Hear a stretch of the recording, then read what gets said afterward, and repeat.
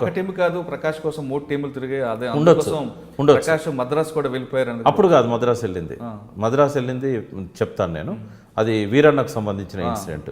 అక్కడ ఏమైందంటే ఇది మొట్టమొదటిసారి జరిగింది. ఇది 3 టీంలు మీకోసం తిరిగాయినది అప్పుడు. ఇక్కడ వీళ్ళది కూడా పీపుల్స్ వారు ఎప్పుడు కూడా ఎవరినైనా టార్గెట్ చేస్తే 3 టీంలు ఉంటాయి. మీరు గుర్తుపెట్టుకోండి, ఎవరిని చంపాలన్నా 3 టీంలు ఉంటాయి. అయితే 3 టీములు పెట్టారు. అక్కడ పెట్టిన తర్వాత 2-3 సార్లు అటాక్ అయింది. అటాక్ అయినప్పుడు నేను ఎట్లా జాగ్రత్త పడేదంటే, నేను ఒక చిన్న గ్యాప్ చెప్పలేదు మీకు. ఇంటర్మీడియట్ చదవగా నేను నా రూమ్మేట్ ఒక అతను చిన్న టేలా పెట్టుకొని గిరిజశ్రీ భగవాన్ నవలలు ఇట్లాంటివన్నీ పెట్టేవాడు. అయితే నేను ఒకటే రోజు గిరిజశ్రీ భగవాని 12 సీరియల్ నవలలు ఉండే. ఒకరోజు పొద్దున 6 గంటల నుంచి నెక్స్ట్ డే మార్నింగ్ 3 గంటల వరకు 12 చదివేశాను. అంటే నాకు ఈ సాహసాలు ఇవన్నీ కూడా దాని నుంచి వచ్చినాయి. అంటే పరోపకార పాపనంతో పాటు ఇది ఒక డిటెక్టివ్ సాహిత్యం. అలా నాకు నచ్చింది ఏంటంటే ఆ డిటెక్టివ్ చేసే సాహసాలు. మీకు తెలిసే గిరిజశ్రీ భగవాన్ చాలా బాగుంటుంది. అయితే ఈ సాహసాలు అంటే నాకు బాగా ఇష్టం. నా ఫ్యామిలీ బ్యాక్గ్రౌండ్ కంప్లీట్ డిఫరెంట్. మా ఫాదర్ ఏంటంటే 7 అయిందంటే తలుపు పెట్టేది, ఎంత రాత్రి ఎవరు కొట్టినా తలుపు తీసేవాడు. నేను అల్ల నుంచి బయటపడి నేనేం చేశానంటే అదే ఊర్లో ఉంటూ నా చేతిలో వెపన్ లేదు, బట్ పోయి 7 o'clock భోజనం ఒక ఇంట్లో చేసేది, 10 గంటలు అక్కడ పడుకునేది. 10 గంటల రాత్రి ఎవరు చూడనప్పుడు నాతో పాటు ఉన్న 3-4 తీసుకొని ఇంకొక ఇంటికి పోయేది. నేను అక్కడ పోయినాక ఇక్కడ దాడి జరిగేది. మళ్ళీ 3 గంటల రాత్రి అక్కడ నుంచి ఇంకొక ఇంటికి పోయేది. మళ్ళీ 3 గంటలకు అక్కడ దాడి జరిగేది. ఇట్లా ఒక 4-5 సార్లు దాడులు చేశారు. చేసినాక డివి గారు ఉండి, దేవులపల్లి వెంకటేశ్వరరావు గారు, నువ్వు అక్కడంటే చచ్చిపోతావా, నువ్వు చాలా సమాజానికి చేయాల్సింది చాలా ఉంది, నీలాగా అన్ని రంగాలల్లో ప్రావీణ్యం ఉన్న వ్యక్తి లేడు మనకు, నువ్వు సిటీకి వచ్చేసేయి అని చెప్తే, నేను అట్లాగా సార్ మీరు నాకు ఒక చిన్న రివాల్వర్ ఇవ్వండి, ఇస్తే నన్ను నేను ప్రొటెక్ట్ చేసుకుంటూ నేను ఉంటాను. వాళ్ళ దగ్గర ఉండేది ఒక రివాల్వర్. అయితే లేదు, నీకు అట్లా వెపన్ ఇవ్వడం కుదరదు, నువ్వు ప్రజల్లో ఉండి చేయాలి, నువ్వు అండర్ గ్రౌండ్ లైఫ్ నీకు వద్దు అని చెప్పి నన్ను పిలిచి హైదరాబాద్లో వడిసెల అని ఒక పత్రిక పెట్టి నన్ను ఎడిటర్గా పెట్టాడు. అయితే ఇక్కడ కూడా అటాక్స్ జరుగుతాయి కదా, అందుకని నేను ఏం చేశానంటే, బాలగోపాల్ గారు నాకు మంచి స్నేహితుడు.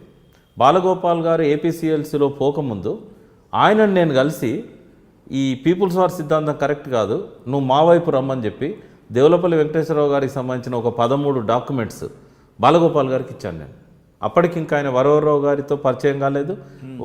నేను ఉపన్యాసాలు ఇస్తున్నప్పుడు బాలగోపాల్ గారు వచ్చి ముందు వరుసలో కూర్చొని నోట్ చేసుకుంటా ఉన్నాడు ఒక మీటింగ్లో. అదేంటంటే పబ్లిక్ సెక్టార్ స్ట్రైక్ అనేది 80 రోజులు జరిగింది అప్పుడు 1980లో.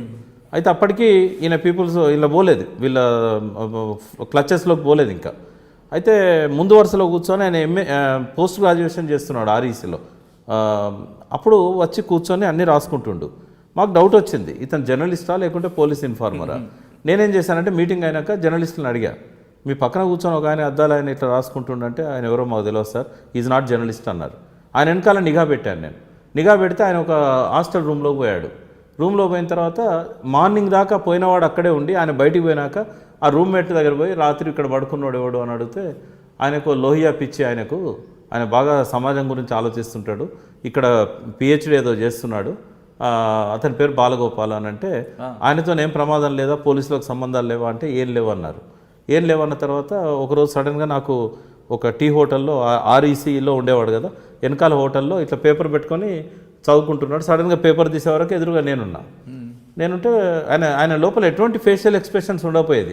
ఇట్లా ఒకసారి చూసిండు, మళ్ళీ టీ తాగుతున్నాడు. మీరు బాలగోపాల్ కదా అంటే అవును అన్నాడు. అయితే మొన్న మీరు నా మీటింగ్లో అన్నీ రాసుకుంటుంటే నేను అనుమానించాను మిమ్మల్ని, మీ వెనకాల అట్లా నిఘా కూడా పెట్టాను అంటే అవునా అని చెప్పి ఆశ్చర్యపోయి, లేదు నాకు బాగా ఇంట్రెస్ట్ ఉంటే మీరు ఈ లైన్లోకి రండి అని చెప్పి నేనేం చేశానంటే వరుసగా ఒక 5-6 సార్లు కలిసి బాలగోపాల్ను ఈ దేవులపల్లి రాజకీయాల వైపు తిప్పడానికి ప్రయత్నం చేశాను.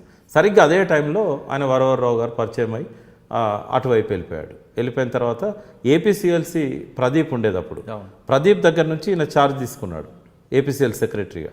తీసుకున్నాక నేను పోయి అప్రోచ్ అయ్యి, బాలగోపాల్ గారు నీకు తెలుసు నేను ఎటువంటి ఉన్నావు, వాళ్ళ చంపుడు విధానం నచ్చకనే కదా నేను అందులో నుంచి బయటకు వచ్చింది, మళ్ళీ నా మీద ఇట్లా చంపిండని చెప్పి ఆరోపణ వేయడం ఎట్లా కరెక్ట్ అవుతుంది, మీరు నమ్ముతారా అంటే నేను నమ్మను అన్నాడు. నీ గురించి మొత్తం తెలుసు నాకు, నేను నమ్మను అన్నాడు. మరి ఫ్యాక్ట్ ఫైండింగ్ కమిటీ వేయండి, మీరు ఇప్పుడు సెక్రటరీ అయ్యారు, వారం రోజులకు అనుకుంటా ఆయన సెక్రటరీ అయినాక.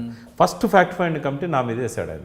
వేసి జీవన్ కుమార్ను, బుర్రా రాములు కూడా 70 ఎమర్జెన్సీ టైంలో మాకు ఈ విప్లవ కార్యక్రమాలు చేయడానికి అవకాశాలు లేకపోవడం వల్ల మేమేం చేశామంటే ఒక ముసుగు ఆర్గనైజేషన్ లాగా హేతువాద సంఘం పెట్టాం. దానికి నేను స్టేట్ సెక్రటరీని. ఎస్వి రావు గారు, కత్తి పద్మారావు గారితో పాటుగా నేను అలా పనిచేశాను. అప్పుడు బుర్రారాములు గారు మాకు జిల్లా కమిటీ సెక్రటరీగా ఉండేవాడు ఈ హేతువాద సంఘంలో. అయితే ఆ పరిచయం కూడా నాకంటే జూనియర్ ఆయన కాలేజీలో. సో అట్లా మేము వీళ్ళని రిక్వెస్ట్ చేస్తే ఫ్యాక్ట్ ఫైండింగ్ కమిటీ వేసిన తర్వాత ఈ ఫ్యాక్ట్ ఫైండింగ్ కమిటీ ద్వారా బాలగోపాల్ నిర్ధారించారు దీనికి ప్రకాష్కి ఎలాంటి సంబంధం లేదు. తర్వాత ఏమైందంటే పీపుల్స్ వార్ వాళ్ళే రియలైజ్ అయ్యి ఆ హత్య ఎట్లా జరిగిందో వాళ్ళే బయటపెట్టారు. ఏమైందంటే ఇద్దరు లెఫ్ట్ అండ్ రైట్ కార్యకర్తలు ఉండేవారు ఆ రమణకు. వారు ఒక దొర దగ్గర జీతగాళ్ళు. ఆ ఇద్దరు ఏం చేశారంటే ఆ దొర యొక్క ఆదేశాలతోని అక్కడ పీసరలో తిరుపతి రెడ్డి అని ఉండేవాడు, గుజ్జుల తిరుపతి రెడ్డి అని. వాళ్లకు థ్రెట్ అయ్యండి రమణ. అయితే ఆ జీతగాళ్ళు ఆయన దగ్గర పనిచేసే వాళ్ళే కదా, ఈయనతో క్లోజ్గా ఉన్నారని తెలిసి వాళ్ళకు కొంత భూమి ఇస్తా, డబ్బులు ఇస్తానని చెప్పి ఆశ పెట్టి, ఇది వాళ్ళు చెప్పింది, పీపుల్స్ వారు వాళ్ళ తర్వాత రియలైజ్ అయ్యి చెప్పింది. అతన్ని తీసుకెళ్ళి తాగించి, కళ్ళు తాగుతారు కదా ఊళ్ళో, రమణ కళ్ళు తాగేవాడు అనుకుంటా. కళ్ళు తాగించిన తర్వాత ఆయన కొంచెం ఎక్కువ అయినట్టుంది. నాగటి మన బండికి కట్టే కోల ఉంటుంది, ఎడ్లం కట్టేది, ఆ కోలతో నెత్తి మీద కొట్టి చంపేశారు. చంపి పాత్ర పెట్టారు. ఆయన కనబడట్లేదని వెతుకుతే ఆ శవం దొరికింది. అయితే తర్వాత తిరుపతి రెడ్డిని చంపేశారు రివెంజ్లో. బట్ ఆ 6-7 నెలలు మాత్రం నాకు నరకయాతన అయింది. అంటే అన్ని మన మంచికే అనుకుంటాను నేను. ఎందుకంటే మల్లోజుల కోటేశ్వరరావు గారితో 78లో నేను కలిసి తిరిగాను ఇక్కడ. అప్పుడు ఆయన అండర్ గ్రౌండ్ పోలే. ఇంకా